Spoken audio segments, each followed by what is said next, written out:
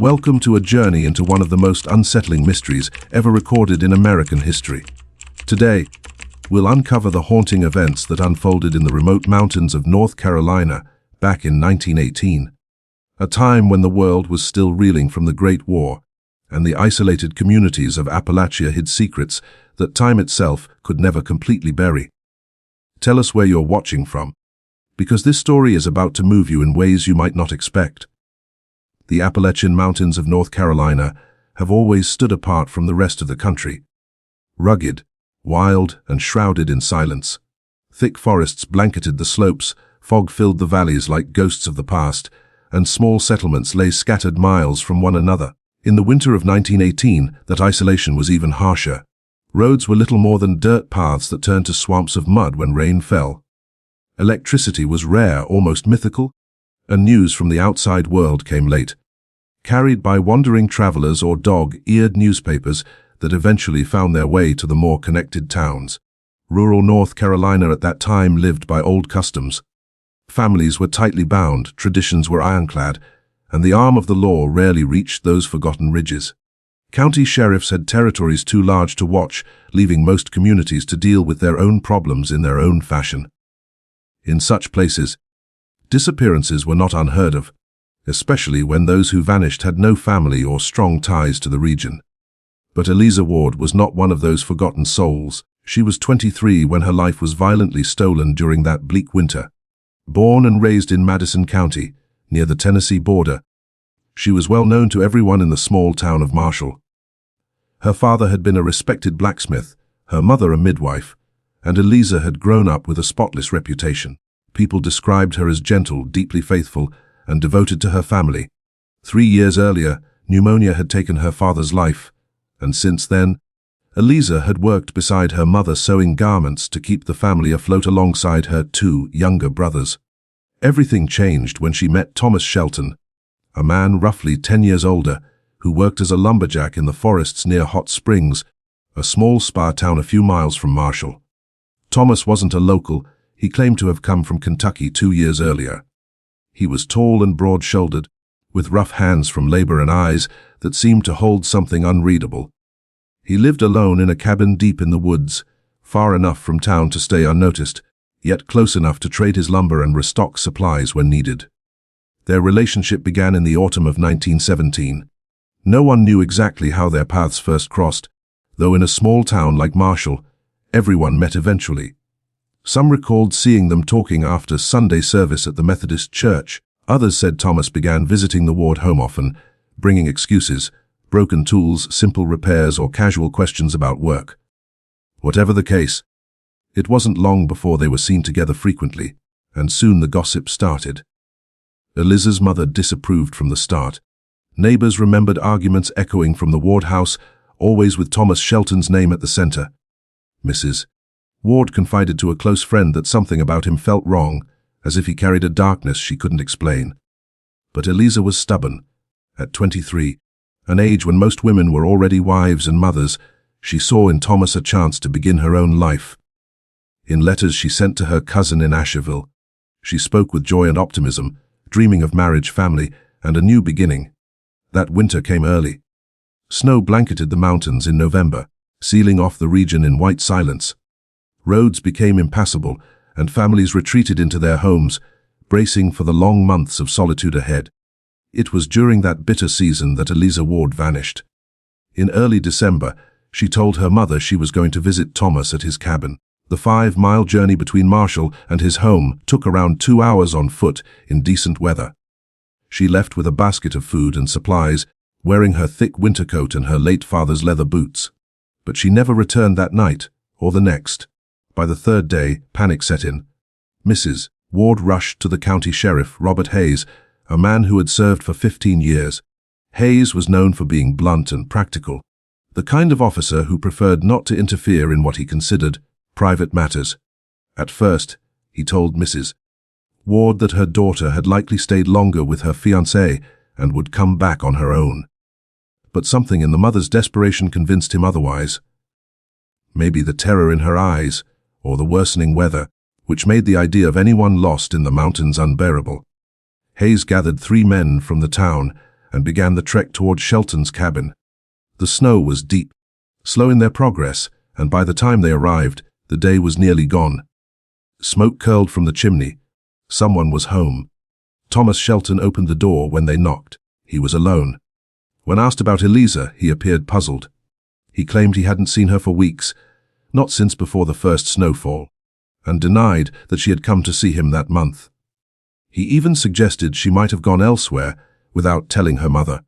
The men searched the cabin but found no trace of Eliza, no clothing, no basket, nothing to prove she had ever been there. It looked exactly as one would expect from a man living alone in the woods. They returned to Marshall empty-handed, the mystery deepening. Mrs. Ward insisted her daughter had left to meet Thomas, but without proof, and with his firm denial, Sheriff Hayes had no grounds to act. Volunteers scoured the trails between Marshall and Hot Springs for days, but the snow erased every clue and the forest kept its silence. After 2 weeks, the search was called off. The blizzards worsened, and no one was willing to risk more lives for a woman who some believed might have simply chosen to disappear. Then, on December 28, 1918, just 4 days before the new year, Eliza Ward came back. At dawn, she stumbled through her front door wearing the same torn and blood-stained clothes she'd left in. Her feet were bare, bruised, and frost-bitten. She couldn't speak clearly, only muttering incoherently and trembling violently. Her mother wrapped her in blankets, trying to warm her, but Eliza's eyes stared into nothing, as if she were trapped somewhere far beyond the room. The nearest doctor was in Hot Springs, several miles away. With the roads buried under snow, it would take hours to reach Marshall.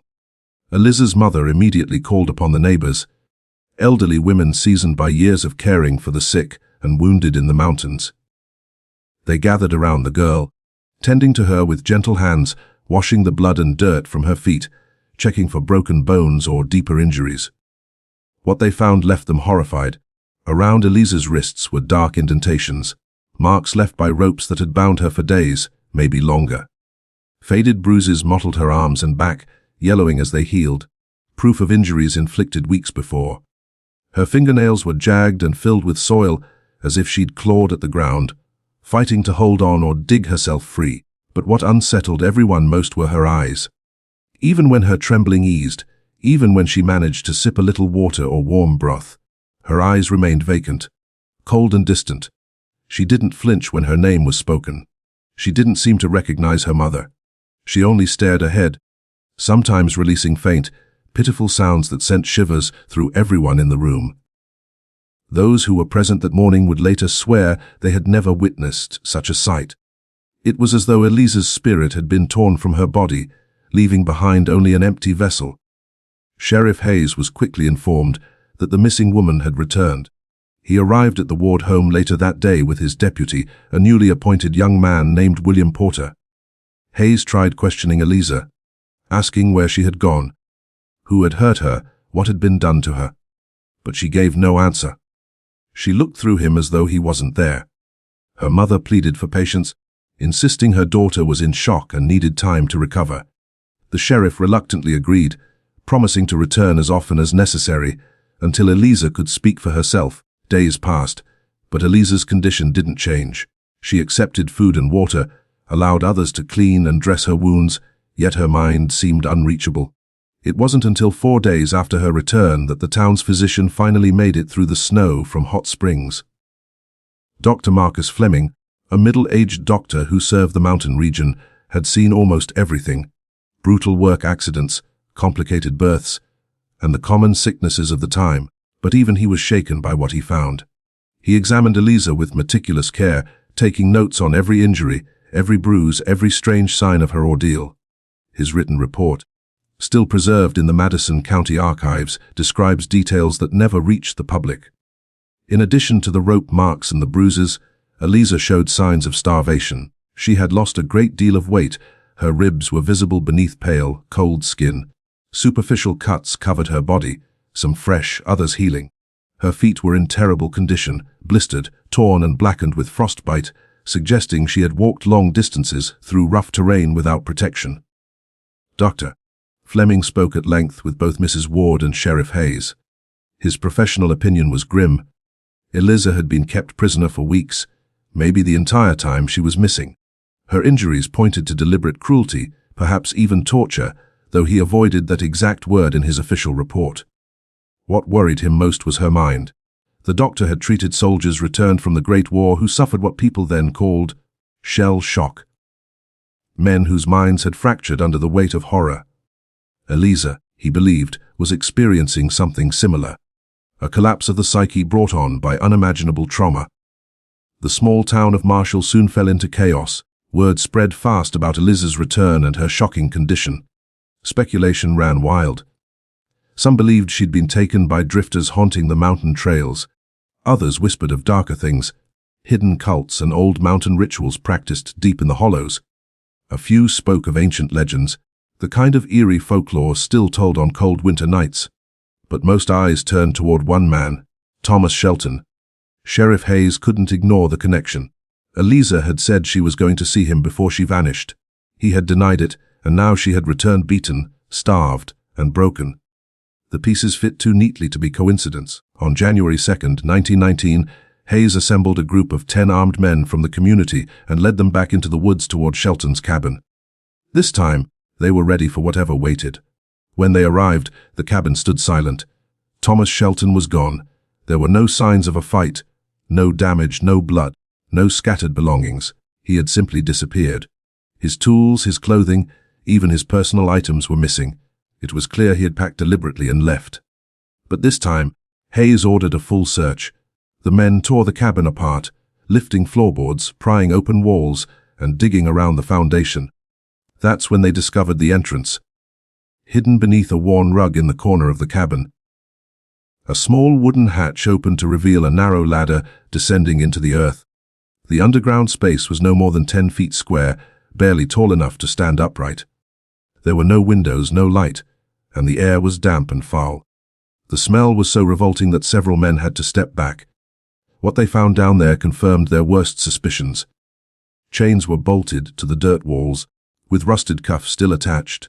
A filthy mattress lay rotting on the ground, and in one corner were the remains of spoiled food.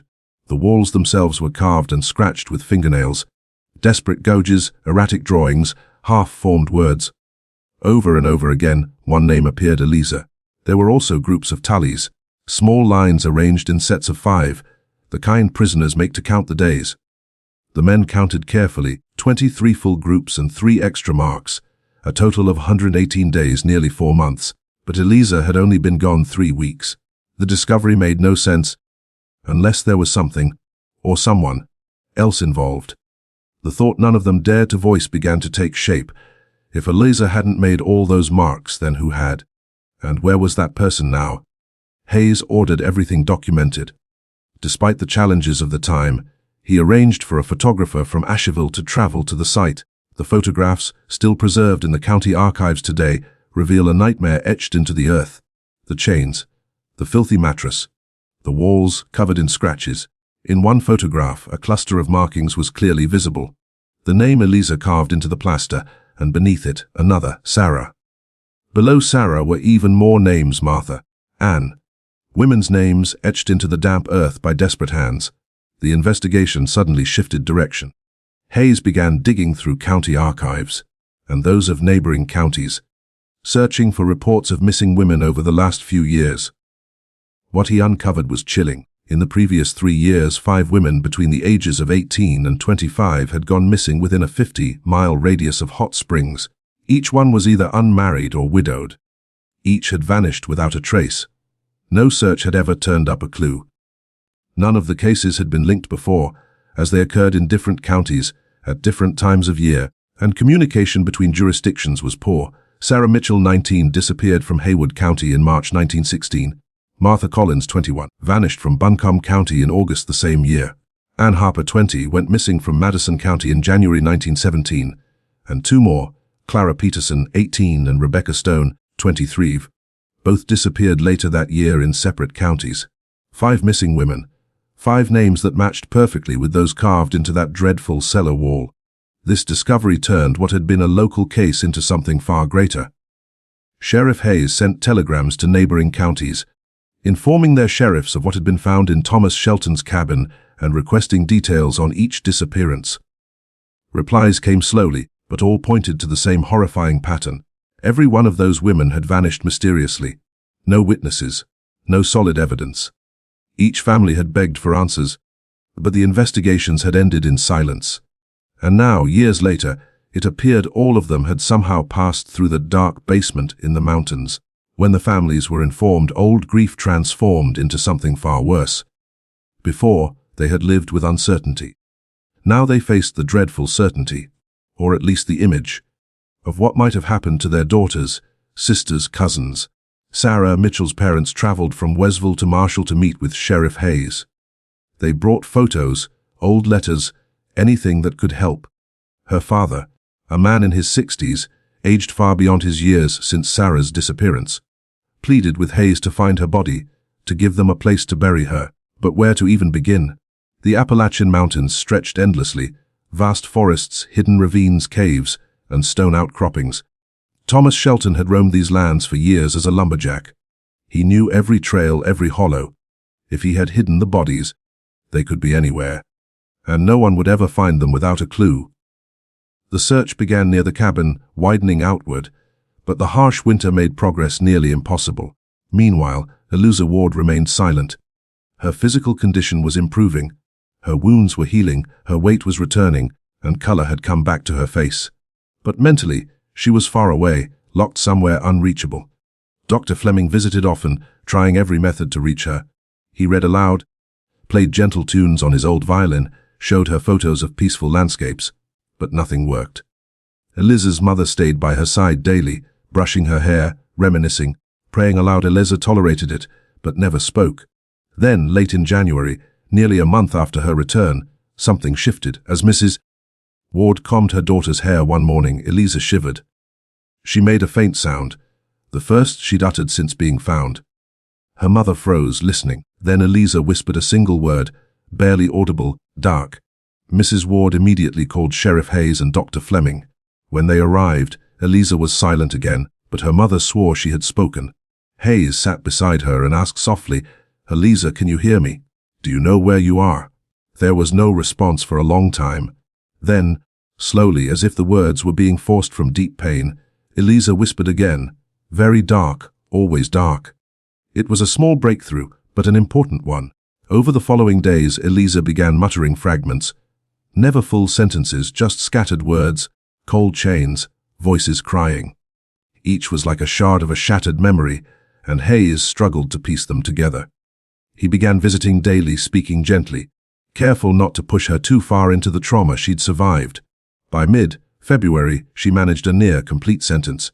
While Hayes gently asked about Thomas Shelton, Eliza turned suddenly and looked him directly in the eyes. The first time she'd made eye contact since her rescue. He wasn't alone, she said, every word strained with effort. A chill ran down Hayes' spine. "What do you mean, Eliza? Was someone else with him?" But Eliza had retreated into silence again and did not speak for days. Her words, though brief, changed everything. If Thomas Shelton hadn't acted alone, there was another person involved, an accomplice. Perhaps someone still nearby, watching the investigation unfold. Hayes began to review every detail anew. Who Shelton knew, who visited him, who he trusted in that isolated wilderness. Interviews with locals from Hot Springs and Marshall revealed little. Thomas Shelton, they said, was known as a quiet, solitary man. Thomas Shelton was known as a solitary man who kept to himself. He bought supplies from the general store, occasionally stopped for a drink at the tavern, but spoke only when necessary. A few lumberjacks recalled working near him from time to time, yet he always preferred to stay apart, laboring alone. There were no clear friends, no business partners, no one who stood out as a possible accomplice, except for one name. Several townspeople mentioned seeing Thomas occasionally in the company of a man named Caleb Marsh. Caleb was a hunter who lived in even greater isolation than Thomas, residing in a small cabin deep in the woods on the edge of Madison County near the Tennessee border. He made his living selling furs and wild game, venturing into town about once a month to trade or buy ammunition. Caleb was in his 50s with a hard, weathered face and a reputation for being volatile.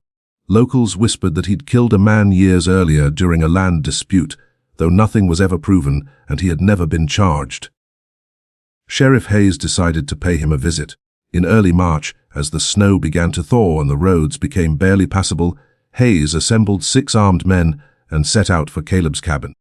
The trip took 2 long days across rough and dangerous terrain.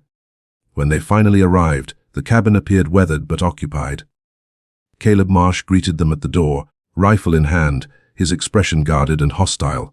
Hayes identified himself and explained he needed to ask a few questions about Thomas Shelton. Caleb lowered his weapon slowly but didn't invite them in. He claimed he only knew Thomas in passing, said they'd exchanged a few words in the woods now and then, but nothing more. He denied any deeper connection. Hayes requested permission to search the property. Caleb hesitated but eventually consented. The inside revealed nothing suspicious. A modest hunter's dwelling with drying hides, stacked traps, and little else. The men were preparing to leave when one of Hayes's deputies spotted something unusual at the rear of the property, a small structure half hidden by brush. Caleb explained that it was a storage shed for tools and smoked meat during the winter. Hayes demanded to see inside. Caleb visibly tensed but led them there. The shed was locked with a heavy padlock. Caleb claimed he'd lost the key months ago and hadn't bothered to break it open. Hayes didn't buy it. He ordered the lock picked. When the door finally creaked open, an overpowering stench poured out, not the scent of meat or old tools, but the unmistakable odor of death. The men covered their faces and stepped cautiously into the darkness, lanterns raised. What they found inside would forever haunt them. There were bodies, not skeletons, but corpses in varying stages of decay. 4 in total, all young women. Caleb Marsh bolted, but he didn't get far. Hayes's men tackled him before he reached the tree line. He fought furiously, shouting that he was being framed, that Thomas had killed those women and hidden the bodies there to make him look guilty. But his desperate protests carried little weight. Hayes placed him in handcuffs and ordered the area secured. The gruesome discovery was documented in detail. Identifying the remains would take weeks. The local authorities lacked proper equipment, so specialists were brought in from nearby cities. Gradually, the truth emerged. 3 of the 4 women matched those who had vanished in recent years. Sarah Mitchell was identified by a small necklace her father instantly recognized. Martha Collins was confirmed through distinctive physical traits and clothing her family had described. Ann Harper was identified using early dental comparison, a new forensic method at the time. The 4th woman was harder to identify. Her remains were more decomposed, suggesting she'd been dead longer than the others. Her simple clothing offered no clues, nothing unique enough to determine who she was. Hayes began digging into older case files, disappearances from 1914-1913. There were many reports of missing persons in the mountains, mostly men drifters, loggers, transient workers. Missing women, however, were rare, or perhaps simply less recorded. Meanwhile, Caleb Marsh was taken to the Marshall County Jail. He never stopped denying his guilt, insisting that Thomas Shelton was the true killer and had buried the bodies on his land to shift suspicion. But his story didn't hold up. How could Thomas have carried 4 bodies across miles of rugged forest unseen? How could he have locked them inside Caleb's shed without his knowledge? And why would Caleb keep that shed padlocked if he had nothing to conceal? The inconsistencies piled up, and his explanations grew more frantic. A trial was set for April, but before that Hayes had one crucial goal: find Thomas Shelton. The search extended beyond North Carolina. Telegrams were sent to lawmen across Tennessee, Virginia, Kentucky, and West Virginia. Descriptions of Thomas were distributed widely: white male, 33 years old, around 6 feet tall, strong build, dark brown hair, blue eyes, possible scars on hands from woodwork, travels alone, possibly using an alias, extremely dangerous. Weeks passed with no real leads. Sightings came in from various places, but every one proved false. It was as if Thomas had vanished completely into the wilderness. Swallowed by the vast, untamed Appalachian mountains, he could have been just over the ridge, or hundreds of miles away in another state. Back in Marshall, Eliza Ward continued her slow recovery. Over time, she began to speak more, haltingly, in fragments, as Dr. Fleming worked patiently with her, applying new methods he'd read about in European texts on trauma therapy. He never pushed, only guided, creating an atmosphere of calm and safety. Then, one quiet afternoon in late March, as Eliza sat by the window gazing at the distant mountains, she finally began to speak, softly, almost to herself. and at last started to reveal part of her story. Fleming took out his notebook and began writing down every word. He told me he loved me. Eliza began quietly. On the way to the cabin, he talked about our future, the home we'd build together. I was happy. I trusted him completely. She paused, her hands trembling slightly before she continued. When we arrived, he offered me tea. I drank it, and then everything went black. When I woke up, it was dark. I was chained. I couldn't see anything. I didn't know where I was. I screamed for help, but no one came, only him. He would come back sometimes, bringing food, sometimes just to watch, to talk. He said strange things. That I was special, chosen, that I should feel honored. That each sentence came slowly, strained, full of pain. Fleming didn't interrupt, letting her speak at her own pace. There was someone else, she said after a long silence, confirming what she had once murmured before. An older man. He came sometimes. They talked upstairs in low voices. I could hear them walking, arguing quietly. Sometimes the older man came down too. He never spoke to me. He just looked. His eyes, they were cold, empty, worse than Thomas's. Eliza explained how she had tried to keep track of time by scratching the wall with her chains, and how, in doing so, she discovered other scratches already there. Names. Sarah was there when I arrived. Eliza whispered, her voice cracking. She was chained on the other side of the room. She could barely talk. She'd been there too long. A few days later she died. They stopped feeding her. I heard her breathing fade, and then they took her away. The details were too precise, too visceral to be a lie. Fleming's hand trembled as he wrote, though he forced himself to stay calm. Eliza spoke of the other women. Some she had met, others she only knew by hearing faint scratching through the walls. She described the endless darkness, the freezing cold that seeped into her bones, the gnawing hunger, the dread of footsteps on the stairs, never knowing what awaited her when they descended. I don't know how I escaped, she whispered. They were fighting. I heard shouting upstairs, things breaking, and then silence. Days passed, no one came. No food, no water. I thought I was going to die there. Then I heard different footsteps. Thomas came alone. He looked terrified. He said something had gone wrong, that he had to leave. He unchained me and told me to wait, that he'd come back. As soon as he was gone, Eliza said. She forced herself upstairs. She was weak, barely able to walk, but her will to live pushed her forward. The cabin was empty. She stumbled outside and began walking aimlessly, barefoot, freezing, not even knowing which direction to go. She fell many times, her feet raw from the snow, but she kept moving. Eventually, she recognized a rock formation she had seen before, and followed it, guiding herself toward Marshall.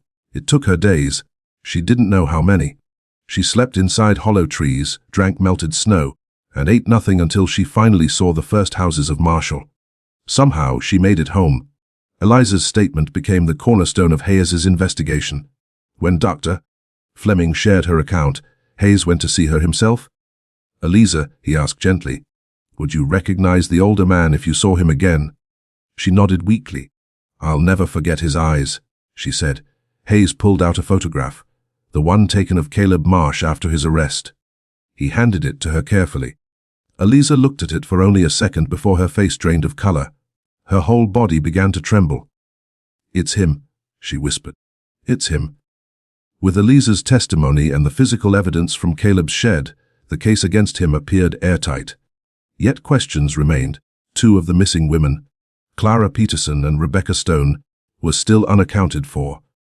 And most troubling of all, Thomas Shelton was still missing. The leading theory was that Thomas and Caleb had fallen out, perhaps arguing over Eliza or out of fear of being exposed. Thomas, panicking, had freed her and fled, leaving Caleb behind to face the fallout. But another, darker thought lingered in Hayes's mind. What if Thomas hadn't escaped? What if the fight Eliza overheard had ended with his death? Hayes ordered a full search of Caleb Marsh's property. The men dug around the cabin, inspected every shed and hollow, and examined patches of disturbed soil. They didn't find Thomas Shelton, but they did find two more graves, small, shallow, but unmistakably graves. The bodies inside were.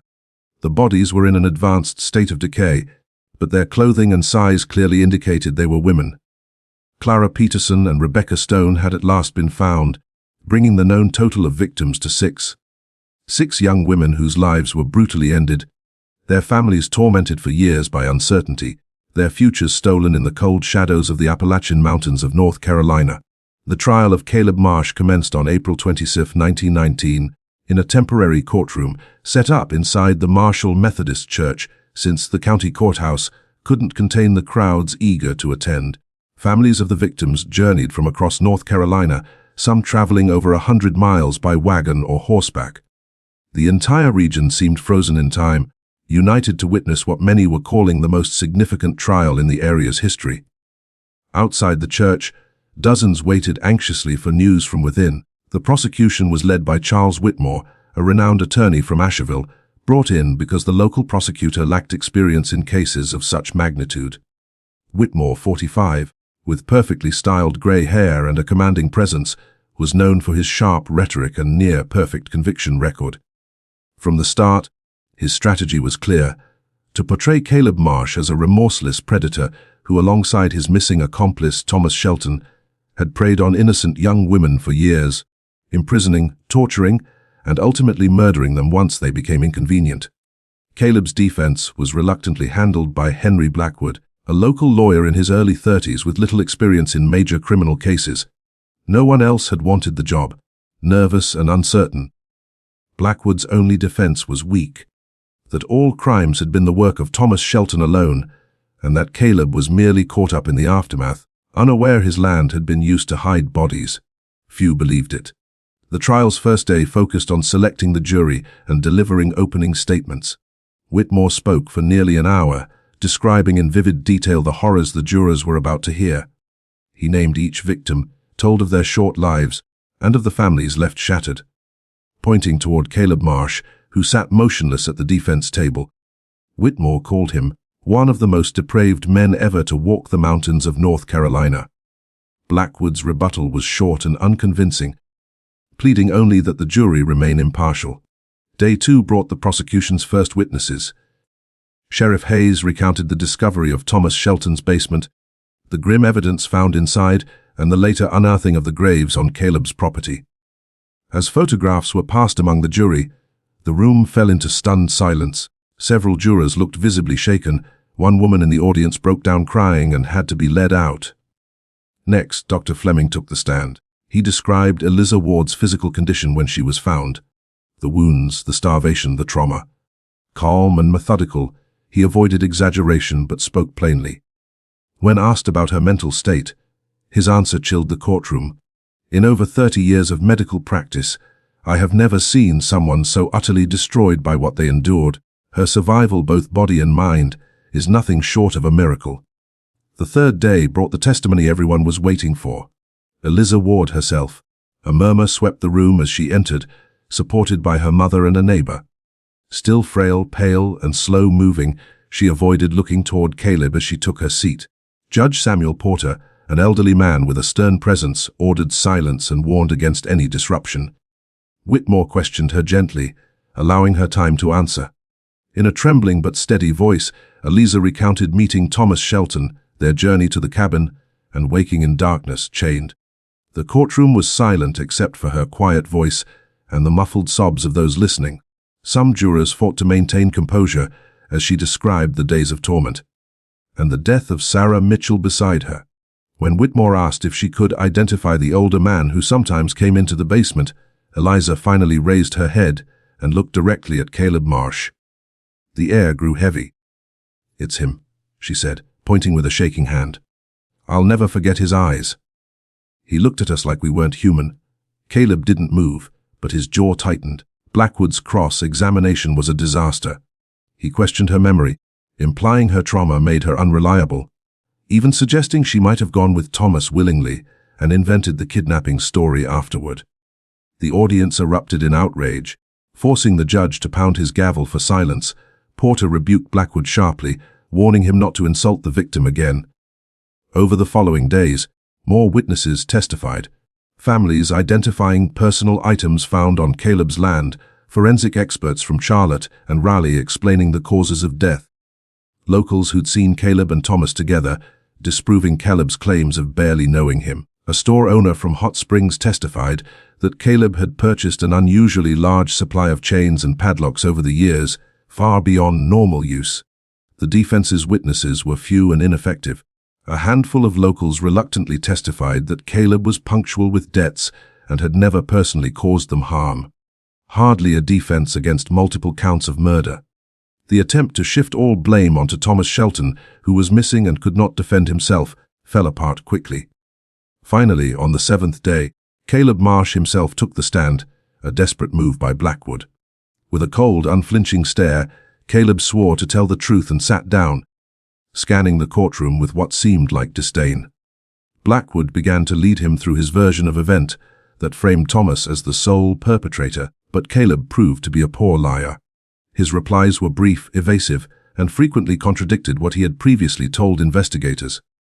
When Whitmore rose for cross-examination, the entire atmosphere shifted. The prosecutor approached slowly, his tone sharp and deliberate. "Mr. Marsh," he began, "how many women have you killed?" The bluntness of the question startled the room. Blackwood immediately objected, but the judge overruled him and allowed it. Caleb sat motionless, his jaw tightening. "I didn't kill anyone," he said finally. "Thomas did all of it." Whitmore's lips curled into a thin smile. "So you did know what Thomas was doing?" Caleb's expression faltered as he realized the trap he'd walked into. He stammered, trying to change his story, claiming he hadn't known until the bodies were discovered on his property. But the damage was done. His credibility was gone. For the next 2 hours, Whitmore methodically dismantled every part of Caleb's defense, exposing contradictions and forcing him into corners he couldn't escape without incriminating himself further. By the end of the cross-examination, Caleb was drenched in sweat, visibly agitated, and fumbling over his own words. Closing arguments began on the 8th day. Blackwood did what little he could, insisting that without Thomas Shelton present, the truth would remain incomplete. He pleaded with the jury to see Caleb as a victim of circumstance, a lonely man whose only misfortune was owning the wrong piece of land. He argued that convicting Caleb based mainly on one traumatized woman's testimony would be unjust. But it was a hollow argument, and everyone knew it, even Blackwood himself. When Whitmore stood to deliver the prosecution's closing, he did so with the confidence of a man certain of victory. But he wanted more than a conviction. He wanted the jury to feel the weight of what had been done. He spoke softly at first, naming each of the victims. Sarah Mitchell, 19, who loved to draw and dreamed of teaching. Martha Collins, who played piano at church and cared for her younger siblings. Ann Harper, engaged to be married that spring. Clara Peterson, just 18, saving her pay from the textile mill for a new dress. Rebecca Stone, a war widow rebuilding her life. And Eliza Ward, the only one who lived to tell what happened in that basement. 6 women, Whitmore said, his voice echoing through the silent church. 6 daughters, 6 sisters, 6 souls torn from their families. And had Eliza not escaped, how many more would we be mourning today? Then he turned and pointed directly at Caleb. This man is no victim. He is a hunter who preyed upon the weak and the trusting. Thomas Shelton may have helped him, but Caleb Marsh chose this path. He imprisoned, he tortured, and when things began to unravel, he tried to bury the truth and shift the blame to the one man who couldn't defend himself. He has shown no remorse, no humanity, no regret. Whitmore walked the length of the jury box, meeting each juror's gaze. Gentlemen, you hold the power to deliver justice, not just for these 6 women, but for their families, for this community, and for the innocent lives that will be spared if you act rightly today. The evidence is undeniable. The testimony is clear. Caleb Marsh is guilty of murder. Many times over, I ask you to return the only rightful verdict, guilty on all counts. That afternoon, Judge Porter instructed the jury. He carefully outlined the charges and explained the standards of proof, what constituted first-degree murder, and the importance of being certain beyond a reasonable doubt. He reminded them that reasonable doubt did not mean imaginary or speculative doubt. When he finished, it was nearly 500 p.m. The jury retired to deliberate. No one left the church. Families of the victims remained seated, whispering prayers. Eliza sat quietly beside her mother, her face pale and unreadable outside. Reporters smoked and murmured predictions about how long the decision might take. Sheriff Hayes and his deputies stood watch to maintain order. The wait was shorter than expected. Barely 2 hours later, just after 700 p.m., the jury signaled they had reached a verdict. The news spread instantly, and everyone hurried back to their seats. Caleb was brought in, shackled, looking genuinely frightened for the first time. When Judge Porter entered, the church fell silent. The only sounds were soft breaths and the creak of wooden benches. The jury foreman, John Mitchell, a 52-year-old farmer with trembling hands, rose holding a slip of paper. "Has the jury reached a verdict?" the judge asked. "Yes, Your Honor," Mitchell said. "On the charge of first-degree murder of Sarah Mitchell." "How do you find the defendant?" Mitchell swallowed hard. "Guilty." A collective gasp swept through the room. Some wept openly. The judge struck his gavel for order, and Mitchell continued reading the remaining verdicts. Martha Collins, guilty. Ann Harper, guilty. Clara Peterson, guilty. Rebecca Stone, guilty. Kidnapping and attempted murder of Eliza Ward, guilty. 6 guilty verdicts. Caleb Marsh shut his eyes as the final verdict was delivered, his head dropping slightly forward. Blackwood rested a hand on his client's shoulder, but there were no words left to offer. Outside, the sound of cheers and relief echoed from the gathered crowd. Sentencing was set for the following week, giving both sides time to argue over what punishment was just. In North Carolina in 1919, a first-degree murder conviction could mean death by hanging. Prosecutor Whitmore made it clear that was exactly what he intended to pursue. In a desperate effort to save his client's life, Blackwood contended that since Thomas Shelton was still missing, Caleb should not bear the full weight of responsibility alone. That, at most, he shared equal guilt and should face life imprisonment instead of death. Judge Porter took 3 days to deliberate. During that time, Caleb remained in the county jail. Now a condemned man, waiting to hear whether he would live or die. A local Methodist pastor visited often, urging him to confess and seek forgiveness before his execution. Caleb refused, unmoved and silent, never fully acknowledging his crimes or showing real remorse. When the day of sentencing came, the courtroom filled once more. Judge Porter entered with a grave expression and spoke at length about justice, the duty of the court to protect the innocent, and the necessity for punishment to match the severity of the crime. He cited law, scripture, and moral duty. Then, after nearly half an hour of preamble, he delivered the ruling. "Caleb Marsh, you have been found guilty by a jury of your peers on 5 counts of first-degree murder, 1 count of kidnapping, and 1 count of attempted murder. The crimes you have committed are so vile, so stripped of humanity, so destructive to our moral fabric that there is no alternative but the harshest penalty allowed by law. Therefore, I sentence you to hang by the neck until dead, on a date to be determined by the sheriff of this county. May God have mercy on your soul." The gavel fell with a sharp, final crack. Caleb Marsh was executed by hanging on the morning of June 15, 1919, in a public event held on the grounds of the Marshall County Jail. Around 200 people attended, including relatives of the victims. Eliza Ward was not among them. She stayed home with her mother, trying to rebuild what little peace she could. The execution was quick and orderly. Caleb climbed the scaffold in silence, declined a final statement, and met his end with the same cold expression he had worn throughout the trial. But the story didn't die with him. Thomas Shelton was still out there, his absence hanging over the mountains like an unending shadow. Sheriff Hayes refused to give up. He sent reports to neighboring states, spoke with dozens of sheriffs, and chased every lead, no matter how faint. Yet the months passed, and Thomas Shelton seemed to vanish completely. Rumors spread, as they always did. Some claimed he escaped to the coast and boarded a ship for South America or some far-off land to start anew. Others believed he hid deep in the Appalachian wilderness, surviving in isolation, always out of reach. Some even whispered that Caleb had killed him during their argument, that Eliza had overheard it, and Thomas's body was buried where no one would ever find it. The theory that troubled Hayes most was the possibility that Thomas had simply moved elsewhere and continued his crimes. No clear photographs of him existed, and the vague descriptions matched hundreds of mountain men. A change of name or beard could make him unrecognizable. The thought that he might be preying on new victims while others believed they were safe haunted Hayes endlessly. In August 1919, 3 months after Caleb's execution, a report arrived from Wise County, Virginia, about 150 miles north of Marshall. A young woman named Dorothy Price had vanished under strange circumstances. She was 22, unmarried, and worked as a seamstress. She'd told her family she was meeting a man she'd been courting, a newcomer to the area who worked as a lumber cutter. She never returned. The sheriff in Wise County, familiar with the Shelton case, immediately saw parallels. Hayes personally traveled to investigate. He spoke with Dorothy's family, neighbors, and anyone who had seen the man. Descriptions differed, but some details aligned: a tall, broad man in his 30s, working alone, distant from others. Some mentioned blue eyes, others scars on his hands. Could it have been Thomas Shelton? Possibly. But it could also have been anyone. The search for Dorothy went on for weeks.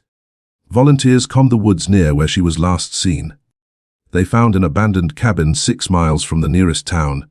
Ashes still warm in the fireplace, a few supplies left behind, but no cellar, no chains, no signs of violence, and no body. The man was gone, and so was Dorothy. Hayes returned to Marshall burdened with unanswered questions. He compiled a detailed report and sent it to sheriffs throughout Appalachia, warning them to watch for similar disappearances. If Shelton was still active, a pattern might one day reveal his location. But with poor communication between counties and states, it was like assembling a puzzle with most pieces missing. Meanwhile, Marshall tried to heal. The victims' families sought closure, but for many it was beyond reach. How do you bury someone whose remains tell a story too horrific to face? How do you accept that the world allowed such cruelty to touch your home? Eliza Ward continued her slow recovery. She was no longer the girl she had been before that dark December day in 1918. That Eliza, in a way, had died in the cellar, replaced by someone scarred, inside and out. But with her mother's help, she kept trying to live again. With the support of Fleming and a few loyal friends who never abandoned her, Eliza was slowly learning to live with her trauma, finding brief moments of calm amid the haunting memories that refused to fade. She never spoke of Thomas Shelton by choice. When she was compelled to during the trial or in discussions with Sheriff Hayes about the ongoing investigation, her replies were brief and emotionless, each word seeming to cost her strength. The nightmares, however, returned almost every night.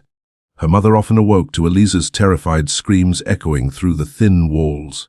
She would rush to her daughter's room, holding her tightly as Eliza trembled and cried, trapped between sleep and wakefulness. Back in that basement, reliving the endless darkness. Yet there were small signs of recovery, quiet victories invisible to outsiders. The day she managed to step outside alone for the first time, only as far as the garden, but alone. The first faint smile that appeared when she noticed a red cardinal resting on the windowsill.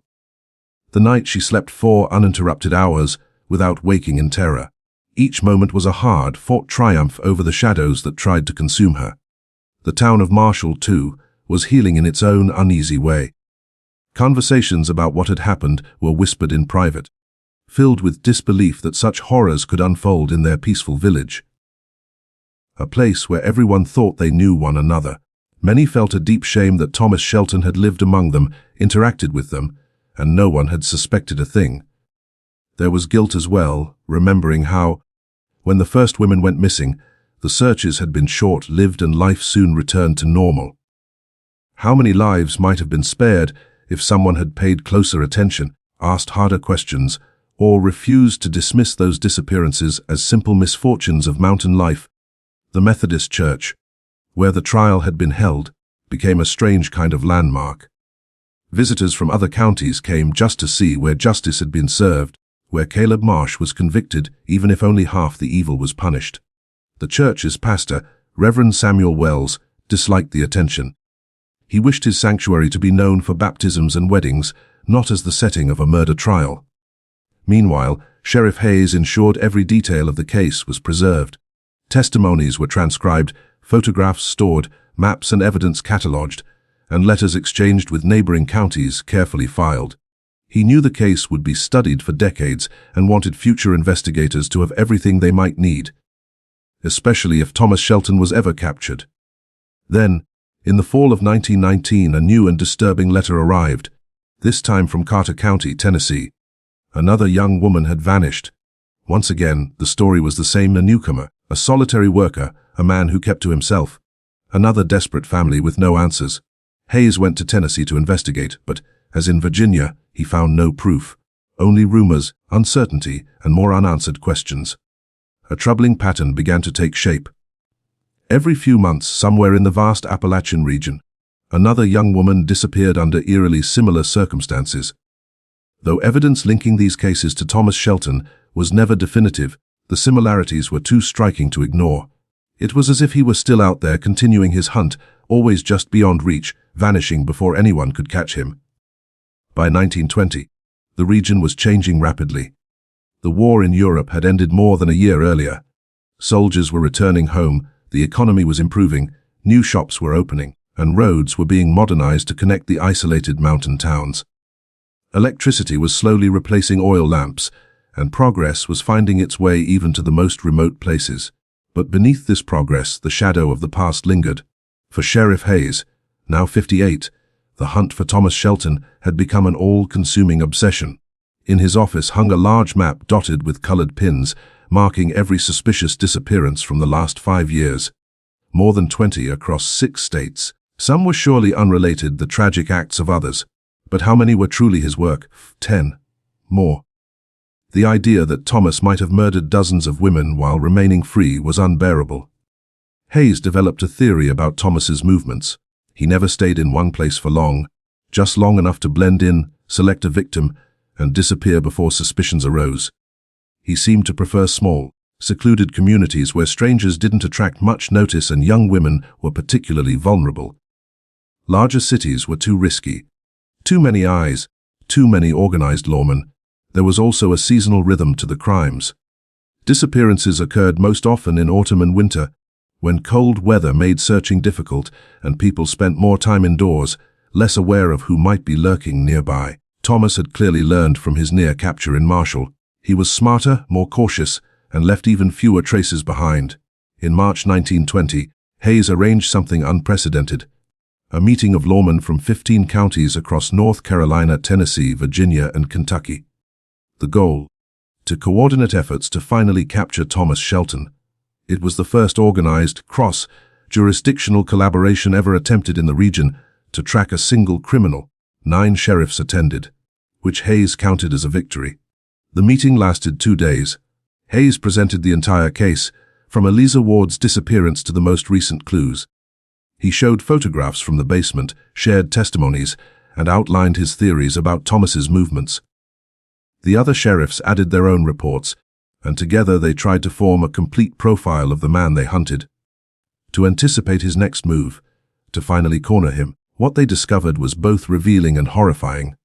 When all the cases were compared, a clear pattern emerged. Thomas Shelton, if indeed responsible for them all, was not a mere opportunist. He was something far worse, a calculating predator who planned every move, learned from every mistake, and adapted to every challenge. He was, in every sense, a hunter, and the Appalachian Mountains were his hunting ground. The attending sheriffs agreed to create a new system of communication.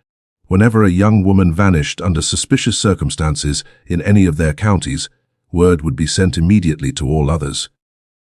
They would share descriptions of unfamiliar men, exchange leads, and coordinate their efforts, hoping that, one day, their cooperation would finally bring the predator down. Back in Marshall, Eliza Ward was making steady, though painful, progress. With Dr. Fleming's encouragement, she had begun writing about her ordeal, not as a formal record for investigators, but as a therapeutic exercise, a way to give form to her pain and begin to understand it.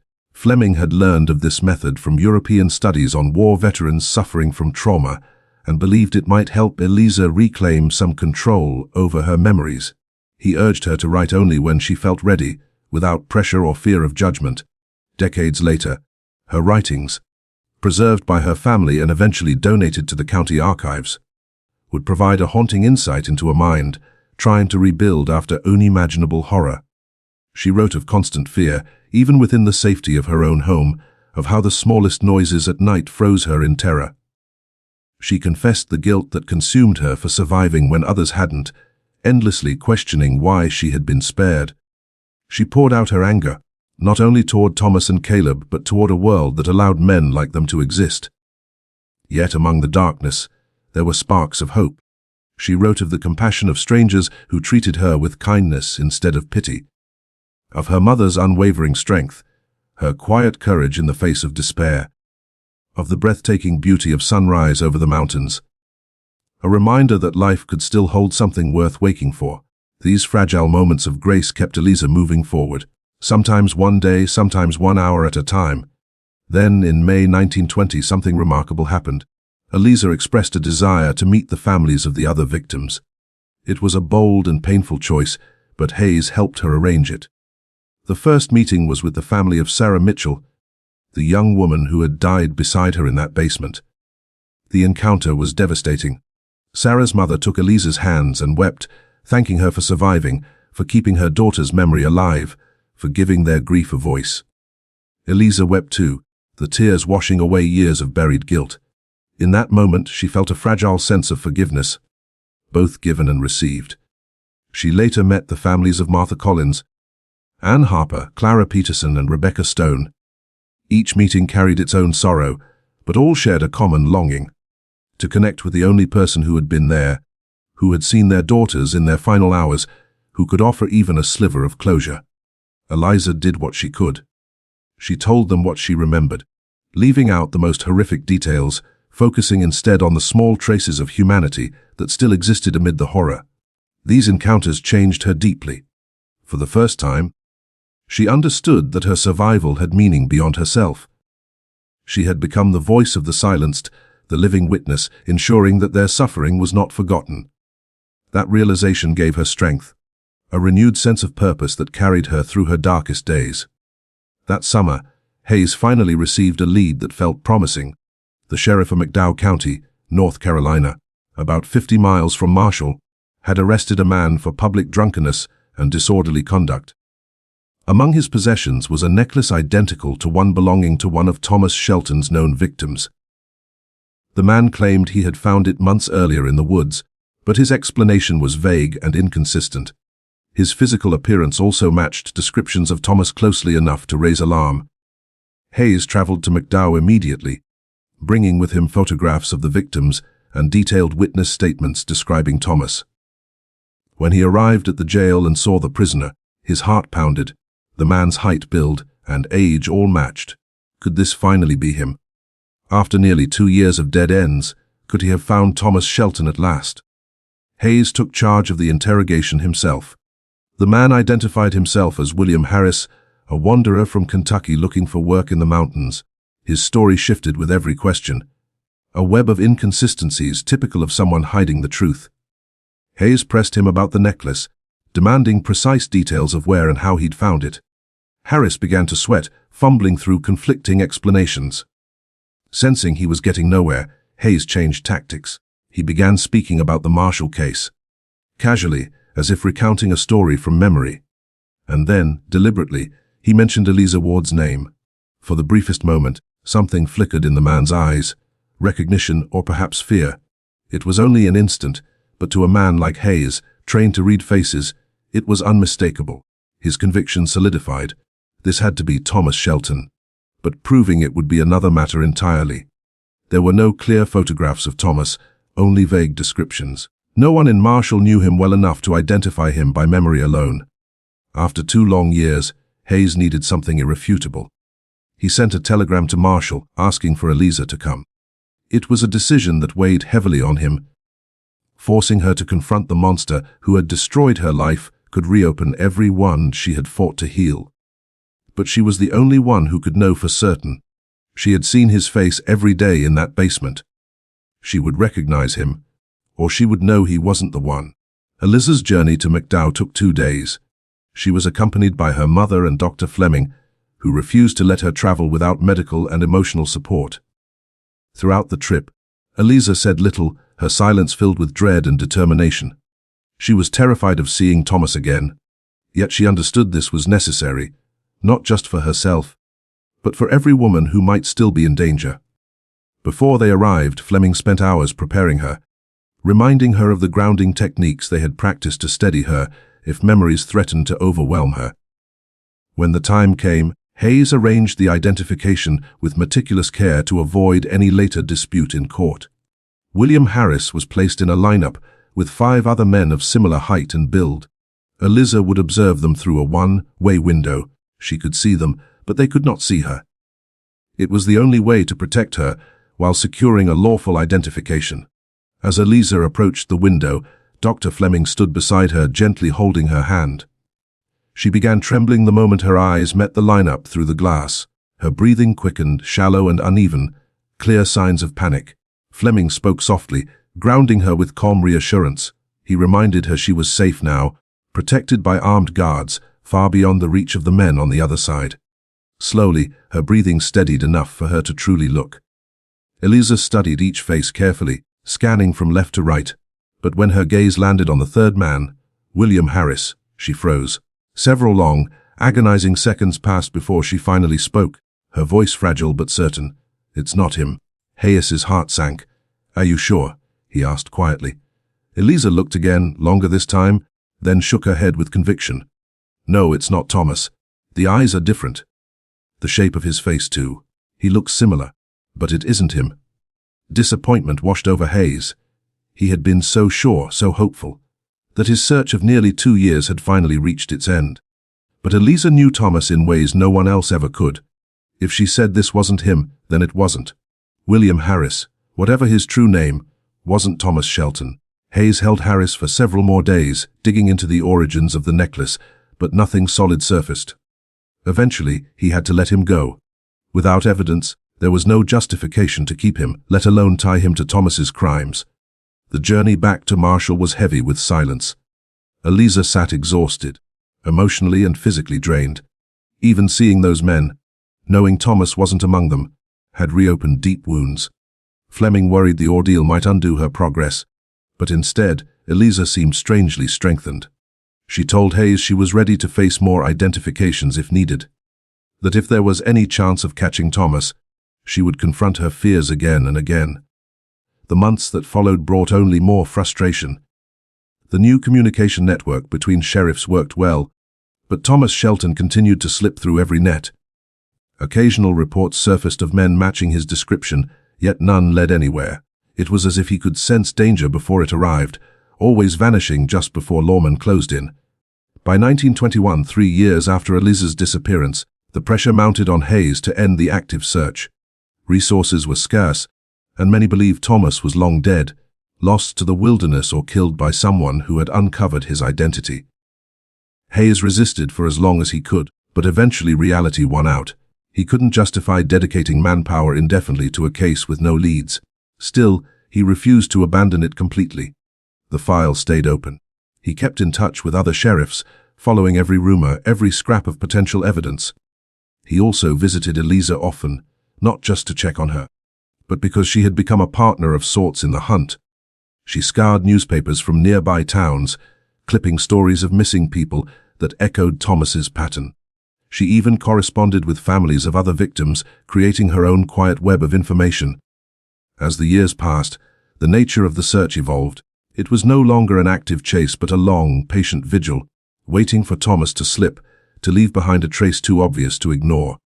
It was slow, frustrating work, but all Hayes could do within the limits of his time and tools. Meanwhile, Eliza continued to heal. Though the shadows of her past never completely faded, she learned to live with them.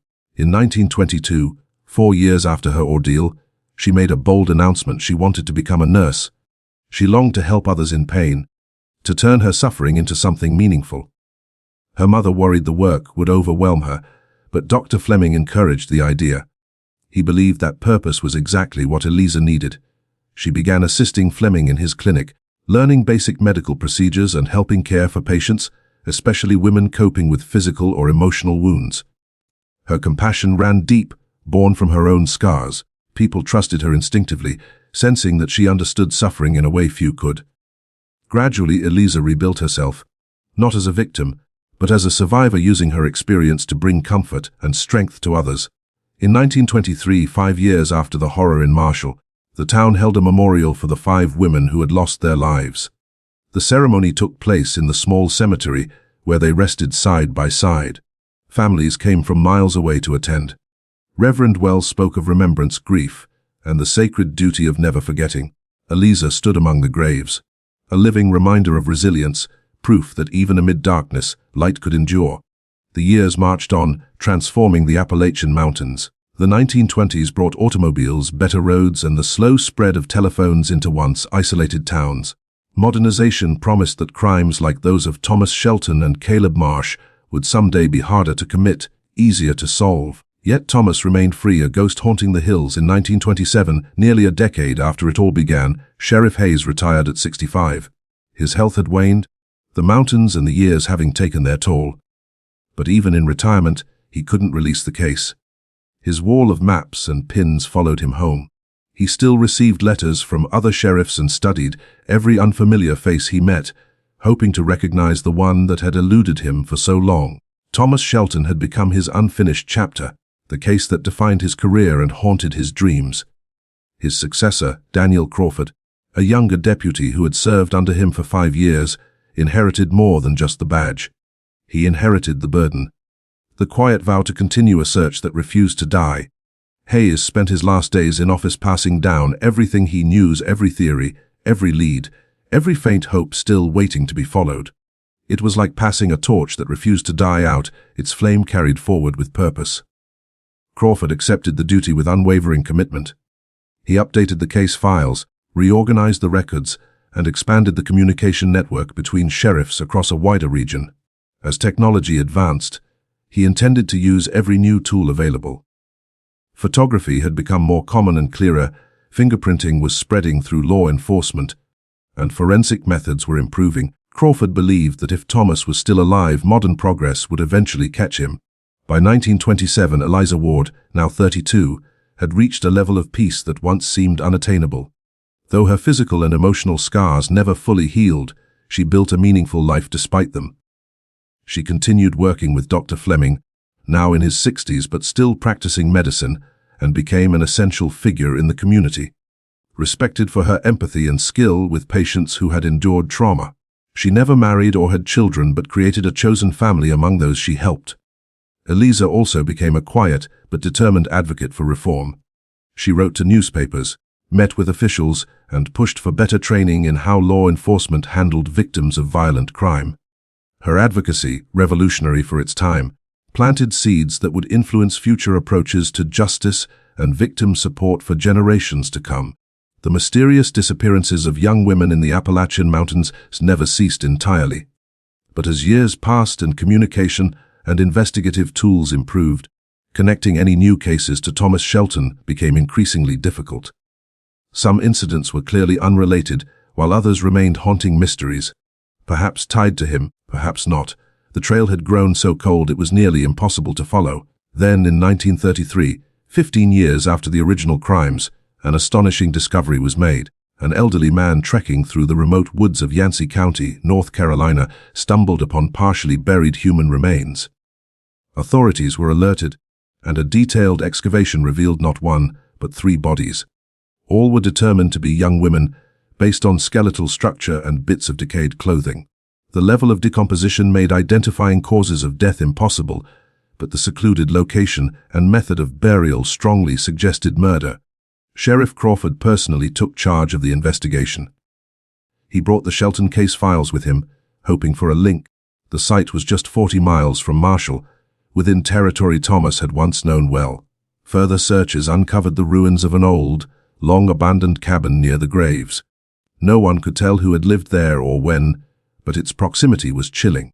Identifying the victims after so many years proved impossible with the forensic limitations of the 1930s. Crawford compared the remains to records of missing women, but found no definitive match. The 3 were eventually laid to rest in a nearby cemetery, each with a simple headstone reading unknown. 3 more possible victims, 3 more families left without answers. The case briefly made headlines again.